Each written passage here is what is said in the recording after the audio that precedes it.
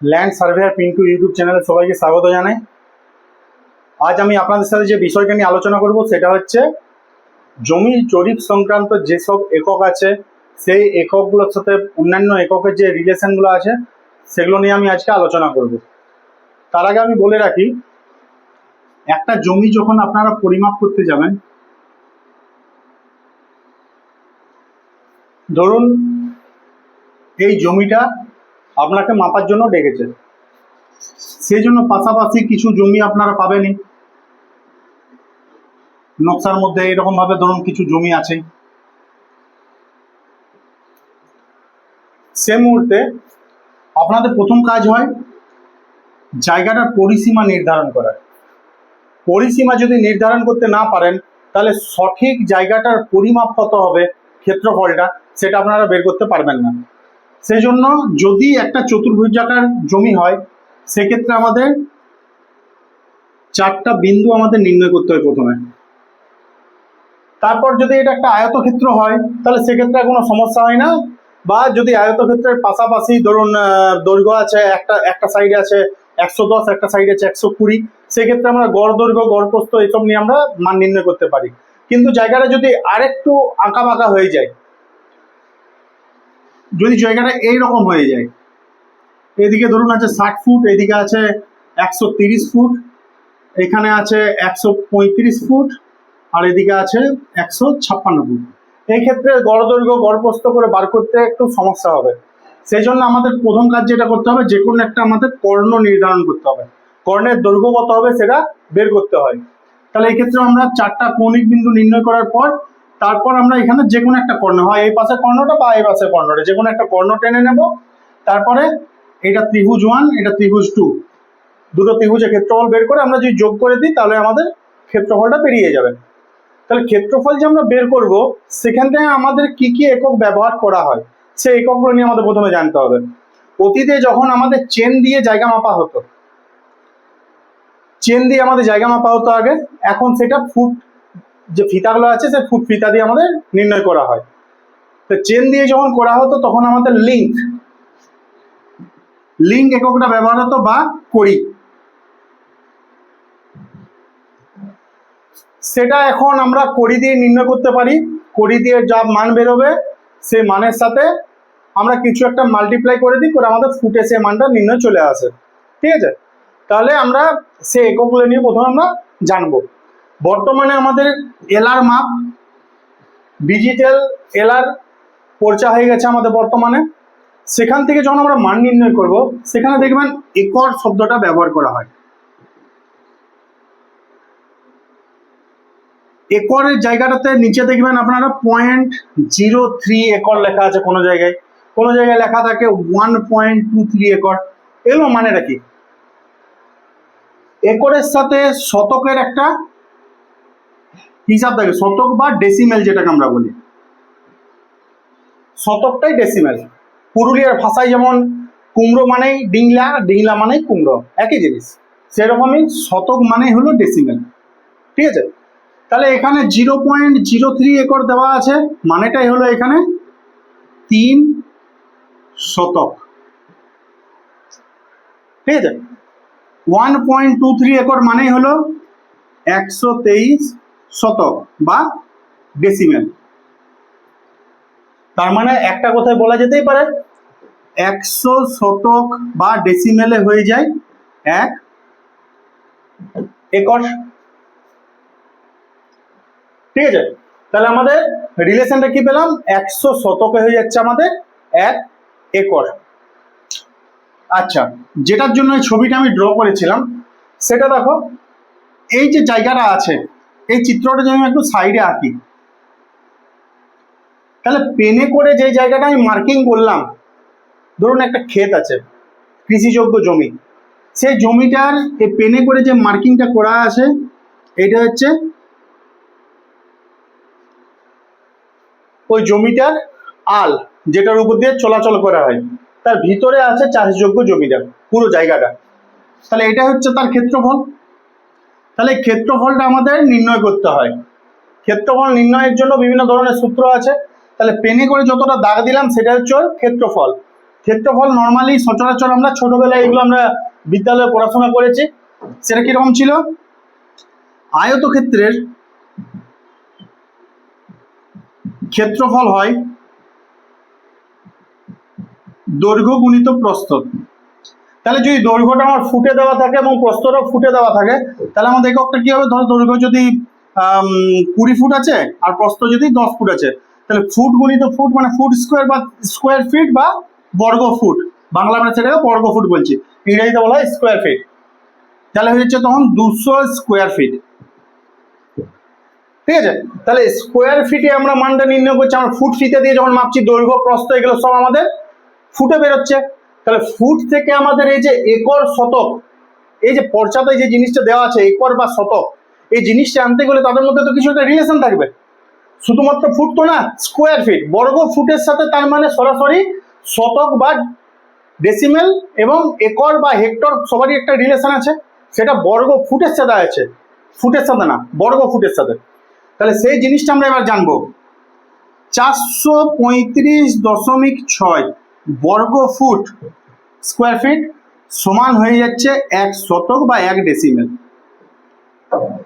তাহলে আমাদের যদি কোনো একটা জায়গায় ক্ষেত্রফল বেরিয়ে যায় 5320 বর্গ ফুট, তাহলে সেটাকে আমাদের যদি ডেসিমেলে কনভার্ট করতে হয় তখন আমরা কি করব? সরাসরি 435.6 দ্বারা আমরা ভাগ করে দেব, তখনই স্কোয়ার ফিট এককটা কাটি চলে আসবে আমাদের ডেসিমেলে। ঠিক আছে, তাহলে 1 ডেসিমেল সমান হয়ে যাচ্ছে 435.6 বর্গ ফুট। এবার বর্গ ফুটের সাথে আমাদের কাঠা বিঘা এগুলোর একটা রিলেশন থাকবে নিশ্চয়ই, তাহলে সেগুলো আমরা এবার জানবো। গ্রামাঞ্চলে এখনো জায়গাগুলো একর ডেসিমেল এগুলো দিয়ে দলিলগুলো বানানো হয়, কিন্তু মিউনিসিপ্যালিটি এরিয়াতে দেখবেন আপনারা কাঠা ছটাক এইসব এককগুলো ব্যবহার করা হয় দলিলে।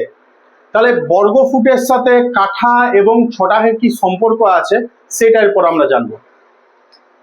মনে রাখবেন 1 কাঠা সমান হয় 720 বর্গ ফুট।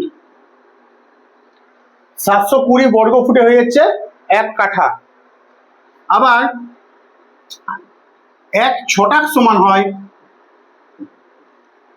45 বর্গ ফুট। দেখবেন কোন একটা দলিল কেউ জায়গা কিনেছেন 2 কাঠা 3 ছটাক লেখা আছে, তার মানে 2 কাঠা 3 ছটাক যদি লেখা থাকে 2 × 720 square feet plus 3 × 45 square feet, টোটালটা যোগ করলে বুঝতে পারবেন জায়গাটা কত বর্গ ফুট আছে। ঠিক আছে, আর নর্মালি যেসব ছোটখাটো মানে আমাদের যেসব কি বলবো পঞ্চায়েত এলাকা যেগুলো আছে সেগুলো কম জায়গার মধ্যে তো একটা ইয়ে থাকে, সেজন্য এখানে আমাদের দেখবেন একর, আর একর শব্দটাও ব্যবহার করেন, কারণ অত বড় জায়গা নিয়ে খুব একটা দলিল হয় না। কম জায়গাগুলো সচরাচর আমাদের সব ওই ডেসিমেল শব্দটাই ব্যবহার করা হয়। এত ডেসিমেল জায়গা বিক্রয় করা হলো, যার চৌদি উত্তর দক্ষিণ পূর্ব পশ্চিম এই জাতীয় কিছু লেখা থাকে, কিন্তু মিউনিসিপ্যালিটি এরিয়াতে সেখানে কাঠা ছটাক এগুলো নিয়ে হিসাব হয়। যাই হোক, তাহলে এগুলো আমাদের মনে রাখতে হবে। 1 কাঠা সমান 720 বর্গ ফুট, 1 ছটাক সমান 45 বর্গ ফুট। তাহলে এবার যদি আমাদের বলা হয় কত ছটাকে 1 কাঠা হচ্ছে, তখন আমরা যদি এইটাকে এটাতে ভাগ করে দিই তাহলে আমাদের বেরিয়ে যাবে। তাহলে কত হচ্ছে 45 × 2 = 90 আর 8 × 9 = 72, মানে 8 × 2 = 16। তাহলে আমাদের যদি বলা হয় 1 কাঠা সমান কত ছটাক, 1 কাঠা সমান হয়ে যাচ্ছে 16 ছটাক। এইখান থেকে হিসাব করে বেরিয়ে যাবে ভাগ করলে। ঠিক আছে, তাহলে ছোটখাটো জিনিস, এগুলো খুব একটা জটিল নয়, এই দুটো জিনিস মনে রাখলে এনাফ। আর এই জিনিসটা মনে রাখতে হবে 435.6 বর্গ ফুট সমান হয়ে যাচ্ছে 1 শতক বা 1 ডেসিমেল। আচ্ছা,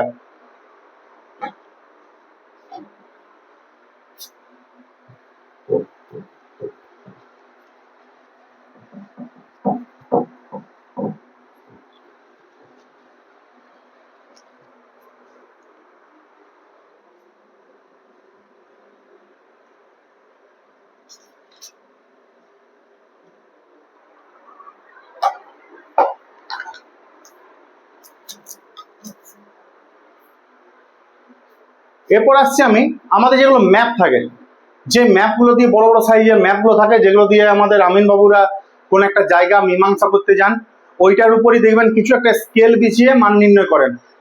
সেই স্কেলটা হচ্ছে দেখুন এটাকে বলা হচ্ছে আমাদের গুনিয়া স্কেল। এটা একটা পরিগুনিয়া বা লিঙ্গুনিয়া। এই স্কেলটা সাইজ হয় 2 ইঞ্চি।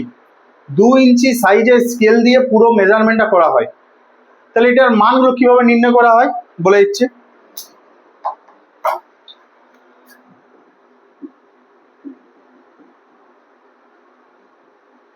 দেখবেন বেশিরভাগ নকশাতেই আমাদের 16 ইঞ্চি সমান 1 মাইল উপরটা লিখে দেওয়া থাকে।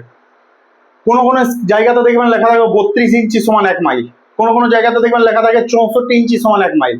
তো সচরাচর ম্যাক্সিমাম নকশার উপরেই যে বড় ম্যাপগুলো আছে সেই ম্যাপগুলোর উপরে 16 ইঞ্চি সমান 1 মাইল লেখা থাকে। তাহলে আমাদের এইখান থেকে আমরা কিভাবে হিসাবটা করব? 16 ইঞ্চি সমান 1 মাইল হচ্ছে, আর আমরা এখন যেই স্কেলটা দেখেছিলাম সেটা ছিল 2 ইঞ্চির স্কেল। ঠিক আছে, এই 2 ইঞ্চির স্কেল দিয়ে আমাদের মেজারমেন্টগুলো করি, আর 16 ইঞ্চি সমান 1 মাইল সেখানে হিসাবটা দেওয়া থাকে। তাহলে এখান থেকে 16 ইঞ্চি সমান যদি 1 মাইল হয়, 1 মাইল সমান হয় 5280 ফুট। তাহলে ম্যাপের 16 ইঞ্চি মানে বাস্তবের 5280 ফুট। তাহলে আমাদের 1 ইঞ্চি সমান কত হচ্ছে? বাংলা ইংরেজি লেখা হয়ে গেছে, ইংরেজিতে লিখে দিচ্ছি 16 ইঞ্চি সমান 1 মাইল, তাহলে হয়ে যাচ্ছে 5280 ফুট। ঠিক আছে, আবার এই 1 মাইল সমান হয়ে যায় 80 চেন, যেগুলো আমাদের আগে চেন দিয়ে মাপা হতো, সে 80 চেন সমান হয়ে যাবে এই 1 মাইল। অর্থাৎ ম্যাপের 16 ইঞ্চি মাপতে গেলে আমাকে 80টা চেন বিছাতে হতো। যাক, এখন চেনের প্রয়োগ নাই, ব্যবহার নাই, তাহলে এটা না মনে রাখলে আমাদের চলবে। তাহলে 16 ইঞ্চি সমান হয়ে যাচ্ছে 5280 ফুট। ঠিক আছে, তাহলে 1 ইঞ্চি ম্যাপের 1 ইঞ্চি সমান কত হবে? 5280 বাই 16 মানে হয়ে যাচ্ছে 3 16 48, 3 16 48, 330 ফুট।